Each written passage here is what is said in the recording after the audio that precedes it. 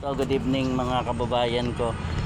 Bali-balita daw yung pagpunta ni Bangag BBM Addict Marcos sa North Caloocan, dito sa Caloocan North. Kaya dito kasi ako. Dito ako nakatira. O nagkombo yung mga kombo ni Bangag, dumaan dito sa pinagtatrabahuan ko sa may Caloocan North. Saktong may mga estudyante na napauwi.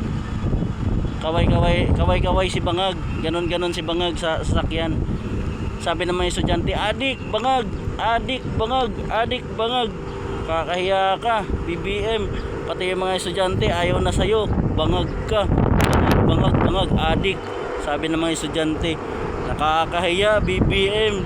Pati yung mga estudyante ayaw sa'yo, pahiya ka dito sa Caloocan. Kahit sino di mo na maluloko, Bangag ka.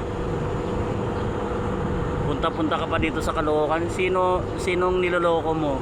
Kaya mga taga Caloocan, tandaan nyo ha, kung sino yung mga nilalapitan nitong Bangag na to, tandaan nyo, huwag nyo nang iboboto sa susunod na eleksyon dahil mga Bangag ang tinutulungan nito at adik.